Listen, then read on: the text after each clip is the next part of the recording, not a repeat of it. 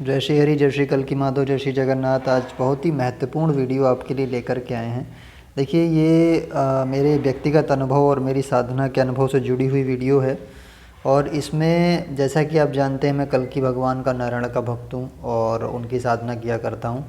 तो इस जो है वीडियो के द्वारा उन लोगों के लिए बहुत कुछ सीखने को मिलेगा जो प्रेत बाधा से ग्रस्त हैं या जिन पर नकारात्मक शक्तियों का अटैक होता रहता है। क्योंकि ऐसा अनुभव मुझे भी हो चुका है और लगभग ये 4-5 महीने पहले की घटना थी। देखिए हुआ क्या था कि मेरी जो मैरिज हुई है वो इंटर स्टेट मैरिज है, दूसरे स्टेट से मेरी विवाह हुआ है। तो उसमें क्या होता है कि जो मेरा जो मेरी वाइफ़ का भाई है वो मतलब काफ़ी अच्छा, उसकी पर्सनालिटी अच्छी थी और काफ़ी मतलब हेल्दी पर्सन था, बॉक्सिंग वगैरह भी किया करता था। तो सडनली हम लोग अपनी अपनी लाइफ में खुश थे, मस्त थे। वो हमारे जो ससुराल पक्ष के लोग हैं वहाँ पे खुश थे, हम लोग यहाँ खुश थे। तो एक दिन मेरे पास कॉल आता है और मेरी वाइफ़ को जानकारी दी जाती है कि जो मेरा साला है वो एकदम से बीमार हो गया है काफ़ी, और 3 महीने से लगभग कुछ खा पी नहीं पा रहा है। बहुत सारी उसे दिक्कतें हो रही हैं, बिल्कुल सूख कर बिल्कुल कमज़ोर हो चुका है। उसका वेट बहुत ज़्यादा डाउन हो गया था। तो ये बात जब मुझे पता लगी तो मैंने कहा भाई ठीक है, इलाज वगैरह कराओ। तो वो लोग इलाज भी कराते रहे कई कई महीनों तक, लेकिन कोई फ़ायदा नहीं हुआ। तो उसके बाद फिर मैंने ये सोचा कि भाई ऐसा तो नहीं है कहीं कोई नेगेटिव एनर्जी हो या कोई चीज़ हो। ठीक है, तो हमने कहा कि एक इस डाउट को भी क्लियर कर लेते हैं, क्योंकि घर के बड़े बुज़ुर्गों ने ये राय दी कि एक बार इसको दिखवाइए। तो हुआ क्या कि मैं अपने यहाँ पे दूसरे ज़िले में, हमारे यहाँ पे एक माँ जो है भगवती के एक भक्त हैं, वो इन चीज़ों को देखते हैं और नेगेटिव एनर्जीज़ को, और तंत्र शास्त्र के ज्ञाता हैं। तो पहले मैं इन चीज़ों में विश्वास शुरू में नहीं करता था, लेकिन मैं 2-3 बार इन चीज़ों को झेल चुका हूँ अपनी लाइफ में। बट ये चीज़ें मुझे नुकसान नहीं पहुँचा पाती भगवान की कृपा से। तो हुआ क्या कि मैं उन्हीं भगवती के भक्त के पास अपनी वाइफ़ के साथ जाने के लिए रेडी हुआ, और दूसरे ज़िले में उनका मकान था और मुझे पूछना था अपने साले के बारे में उनसे। तो हमें रुकना पड़ा अपनी रिश्तेदारी में। तो रिश्तेदारी में हम अपनी मौसेरी बहन के यहाँ रुके हैं रात में। और जब मैं वहाँ पे सोया तो सोते समय मुझे ये लगा कि मेरे सिरहाने पर कोई बूढ़ा व्यक्ति बैठा हुआ है, सिरहाने के पास में, और मेरी जैसी आँख खुली वो गायब हो गया। दूसरी बार फिर मैं 1 घंटे बाद सोया हूँ, फिर एक वो बूढ़ा व्यक्ति उतर के और बिस्तर पे से भागा। वो बहुत, मैं मतलब अंदर से भय भी लगा कि यार ऐसा कैसे हो रहा है। तो मुझे लगा यार कोई हो सकता है भगवान वगैरह हो, क्योंकि जिस कक्ष में हम लोग लेटे थे उसके पास में पूजा का स्थान भी था। तो मैंने कहा हो सकता है, रिश्तेदारी में रुके हुए हैं, इन लोगों की पूजा होती है, वो लोग साईं बाबा को भी मानते हैं। तो मैंने कहा हो सकता है भाई साईं बाबा ही हूँ। तो इस तरीके से फिर मैंने उस चीज़ को ज़्यादा वो नोटिस नहीं किया। फिर सेकेंड डे क्या हुआ कि हम लोग वहाँ से रवाना हुए उन भक्त के घर पे, भगवती के भक्त जो थे उनके घर पे रवाना हुए। वहाँ पे लाइन लगी, वहाँ पे फिर हम गए तो पूछा कि भाई हमारा साला है, बहुत परेशान हो गया है, काफ़ी इलाज भी करा चुका है, काफ़ी लंबा तगड़ा था, लेकिन अब एकदम से बिल्कुल वेट उसका डाउन हो गया। और वो भी मुझे जो है इतना परेशान हो के अपनी सब परेशानी बताता था मेरी वाइफ़ को। मतलब उसने जीने की एक तरह इच्छा शक्ति लगभग उसी ख़त्म हो रही थी, इतनी भयानक स्थिति उसकी हो गई थी। और डॉक्टर उसको, और डाइजेस्टिव प्रॉब्लम्स थी उसको, ये बात क्लियर हो गई थी डाइजेस्टिव प्रॉब्लम है, और तमाम इलाज करा लिया, कोई मतलब इस तरीके की समस्या समझ में नहीं आ रही थी क्या प्रॉब्लम है।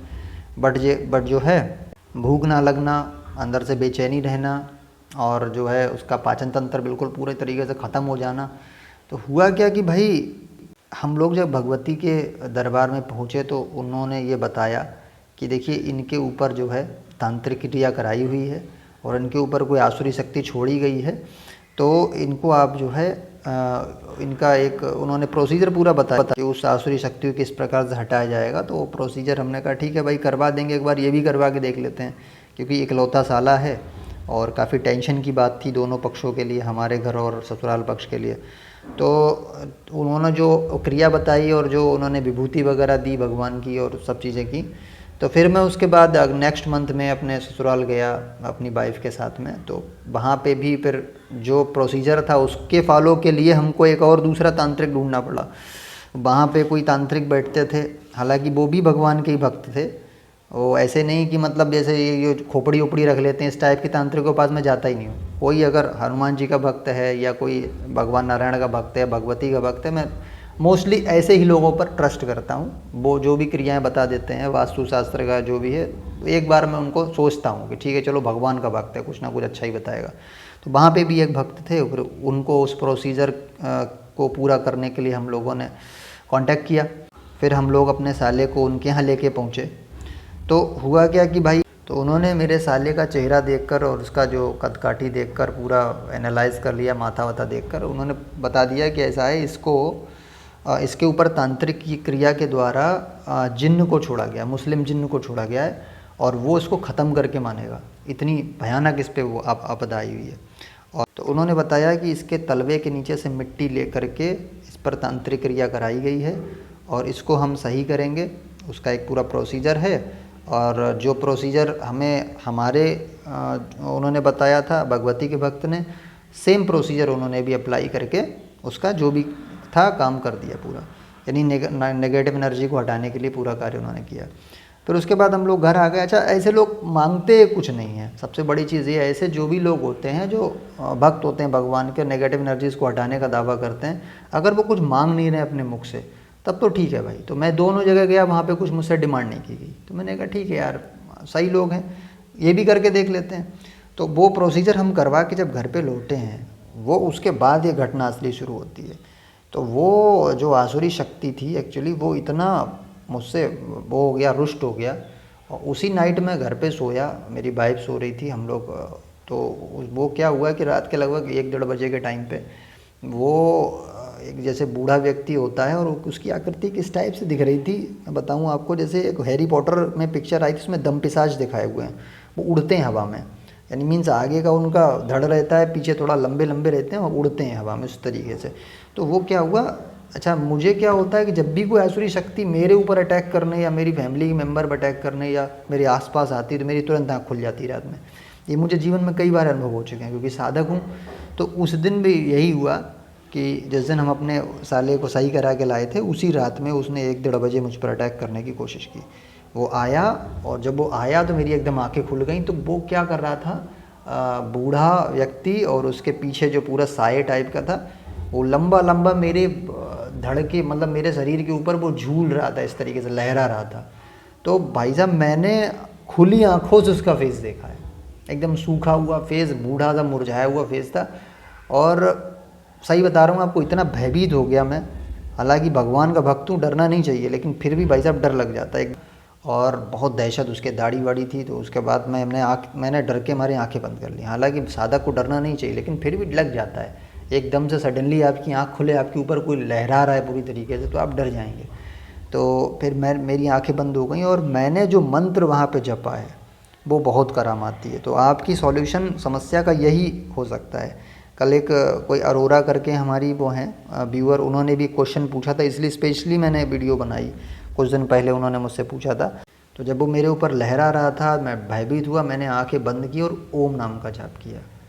और जब ओम नाम का जाप मैंने किया और उसके बाद दोबारा आँख खोली, वो चीज़ वहाँ से गायब हो गई थी। यानी वो मेरे ऊपर क्या था, अटैक करने के लिए आई थी, क्योंकि वो इस बात से रंजिश मान गई थी कि तुमने मेरे भोजन को मुझसे दूर क्यों कर दिया और तुमने मतलब ऐसा क्यों किया, ये सब।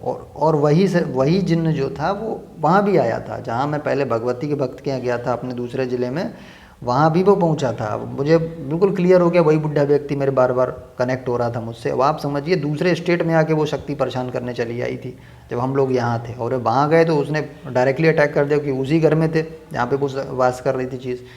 तो इस बात से इतना मैं मतलब घबरा गया। फिर दूसरे दिन सुबह उठा, मैंने भाई वहाँ पे गंगा जल लेके और एक कटोरी में गंगा जल लेके उसमें पानी मिलाया और उसके बाद चम्मच से पूरे घर पे सब कोनों पे, ईशान कोण, नैत्रप कोण और जो अपना दक्षिण पूर्व और जो है दक्षिण पश्चिम, हर दिशा में जो है मैंने उसका छिड़काव किया, पवित्रीकरण किया, घर को धुलवाया अच्छे से। उसके बाद जो है मैंने गाय के उपले पर, कंडा जिसको बोलते हैं, उस पर गाय का ही देसी घी भस्म किया और उससे पूरे घर को धूनी किया, मतलब पूरे घर को धुआं दिया। फिर मैंने क्या किया कि जो है अपना गायत्री मंत्र का जाप, माँ मृत्युंजय मंत्र का जाप किया, क्योंकि बहुत भय लग गया था कि यार इस तरीके से अगर आप सामने से अगर अटैक होगा तो कैसे बचेंगे फिर। और फिर मेरा जो डेली का प्रोसीजर मैं कर रहा था, कोई दिक्कत नहीं थी। लेकिन बाकी जो मैंने प्रोसीजर्स थे उनके घर के लिए किए कि उनके घर का शांति हो, उससे मतलब चीज़ें बाहर जाएँ। उनको कुछ चीज़ें बताई भी कि आप तुलसी का पेड़ घर में रखो। और जो एक्चुअली क्या है, जो मेरी वाइफ़ का भाई है वो थोड़ा देवी देवताओं से या भगवान से थोड़ा दूर भी रहता था, तो उसको ही मैंने बताया कि यहाँ पे कम से कम भगवान कृष्ण का ही फ़ोटो लगाओ या कोई भगवान का ऐसा फ़ोटो लगाओ, आशीर्वाद देता हुआ, मुस्कुराता हुआ, और उसको आप प्रणाम करो। सुबह भगवान मान के प्रणाम करो। मूर्ति या फ़ोटो एक्चुअली मानक है या प्रतीक है, आप मानेंगे तो फिर उसमें ही आपको कृपा आनी शुरू हो जाती है। तो इस तरीके से फिर मैंने वहाँ पे किया और अपना मंत्र वगैरह सुचारू रूप से जारी रखे। उसके बाद फिर 1 महीने तक मैं वहाँ रुका हूँ, कोई भी मुझे परेशानी वहाँ नहीं दिखाई दी, सब चीज़ें वहाँ शॉर्ट आउट हो गई। और जो मेरी वाइफ़ का भाई है वो अब फिर से पुराना अपना जो उसका स्वास्थ्य था उसे वापस उसने प्राप्त किया। कोई किसी प्रकार की वो दवा नहीं खा रहा है, सभी दवाएं उसकी धीरे धीरे छूट गई, आराम से ठीक हो गया। और दवा तो मैं बताऊं, जो मैंने उसको दिखवाया उसके 4-6 दिन के बाद ही छूट गई थी। तो ये मेडिकल साइंस के लिए बहुत बड़ी सिरदर्दी की बात हो जाएगी यार, ऐसा कैसे हो सकता है। अब मैं खुद इस बात से बड़ा ताज्जुब रहता हूँ कि यार ऐसी चीज़ें हैं, अटैक कर जाती हैं, तब तक दवा भी फ़ायदा नहीं करती। आप अल्ट्रासाउंड करा रहे हैं, आप सारा जांच करा रहे हैं, आपको पता ही लग रहा है आपको प्रॉब्लम क्या है, फिर भी आपकी भूख खत्म होती जा रही है, आप सूखते चले जा रहे हो, आपके अंदर ब्लड खत्म हो रहा है। तो ये बड़ा चुनौतीपूर्ण चीज़ें हैं। तो कहीं ना कहीं विश्वास करना पड़ता है, और जब आंखों के सामने आप प्रेतात्माओं को देख लेते हैं भैया, दिमाग चकरा जाता है। लेकिन हाँ ये है कि आप अगर भक्ति में दृढ़ हैं अपने, वो आप उसको बिल्कुल आप हरा पाएंगे आराम से। तो मेरी एक व्यूअर हैं, बहन हैं अरोरा करके, शायद साक्षी अरोरा करके कोई हैं, उन्होंने कुछ दिन पहले मुझसे कमेंट किया था कि प्रेत आत्माओं से बहुत परेशान हो गई हूँ पार्थ, कुछ बताओ। तो स्पेशली उन्हीं के लिए मैंने ये वीडियो बनाई। आपको कैसी लगी? और आप सभी का इसमें समाधान लगभग हो गया कि मैं क्या बताना चाह रहा हूँ, आप समझ गए होंगे। अगर आपके घर में इस प्रकार की कोई प्रॉब्लम है तो आप कैसे उसका समाधान कर सकते हैं, वो भी मैंने पूरा प्रोसेस बताया। घर में एक गाय भी रखना चाहिए, अगर हो सके तो बहुत ही अच्छा रहता है। गाय जहाँ पे रहती है वहाँ पे प्रेत आत्माएँ वगैरह नहीं आती हैं। तुलसी का पौधा रखना चाहिए, उसमें चिराग जलना चाहिए, है ना। गंगा जल होना चाहिए घर में, समय समय पर थोड़ा सा फ़िल्टर करें। और जो है फॉर्मिक एल्डिहाइड होता है आम की लकड़ी में, उसका हवन कराया जाता है वैदिक रूप से। तो ये सारे प्रोसीजर्स हैं। बाकी मंत्र जाप हम लोग कर सकते हैं अपने द्वारा। गाय के कंडे पर जो है गाय के शुद्ध देसी घी को अगर सुलगा कर जो है धूनी करें तो बहुत अच्छा रहता है। कपूर और जो है आपका गंधक और लोबान, ये 3 चीज़ें होती हैं, गंधक, लोबान और कपूर। उसको भी गाय के कंडे पे अगर हम जलाते हैं और उसकी धूमन देते हैं पूरे घर में, उससे भी नेगेटिव एनर्जीज भाग जाती हैं। बहुत सारी चीज़ें हैं, अलग अलग चीज़ें हैं। और सबसे बड़ी चीज़ तो है आप नारायण की शरण में रहो पूरी दृढ़ता के साथ। बहुत ज़रूरी चीज़ तो वो है कि आप ओम नाम का, जैसे मैंने बताया था किस तरीके से जाप उसका किया जाता है, सबसे बड़ी शक्ति ओम है।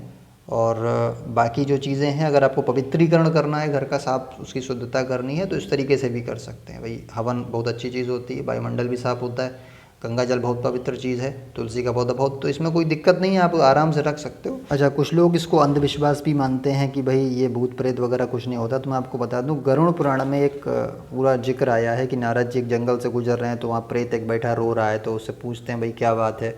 तो कहता है कि मैं एक व्यापारी था बहुत बड़ा, लेकिन मैंने दान नहीं किया, तो आज मैं इस अच्छे जंगल में रहता हूँ, वहाँ फलदार वृक्ष हैं, हर चीज़ है, मतलब मैं हर ऐसी जगह पे रह रहा हूँ, लेकिन मैं बहुत दुखी हूँ, मुझे कुछ भोजन प्राप्त नहीं हुआ। मेरी जो प्रेत योनि है इसमें मुझे मतलब कुछ भी देवताओं के द्वारा कोई आहार नहीं दिया जाता, मैं बहुत परेशान रहता हूँ। तो उन्होंने कहा आपकी मुक्ति का मार्ग क्या है? तो उन्होंने कहा कि मेरा कुछ धन गड़ा हुआ है, वो आप मेरे घर पे जाइए, मेरे पुत्र को बोलिए वो धन खुदवा कर मेरी कमाई का धन जो है उसको दान दिलवा दीजिए, उसके बाद मेरी जो गति है वो चेंज हो जाएगी। गरुड़ पुराण में ऐसा जिक्र आया है।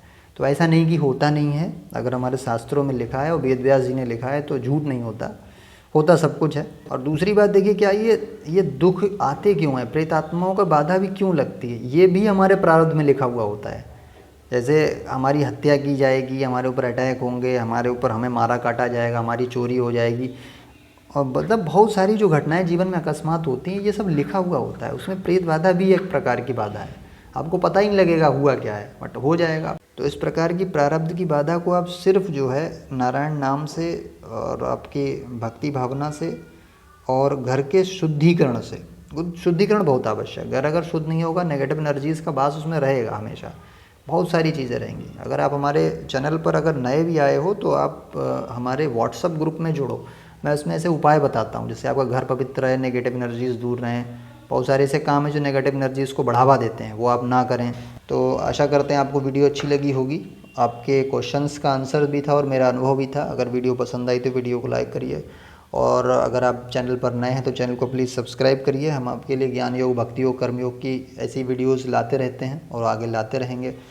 और इन्हीं शब्दों के साथ आज्ञा दीजिए। जय श्री हरि, जय श्री कल की, जय श्री जगन्नाथ, जय श्री माधव।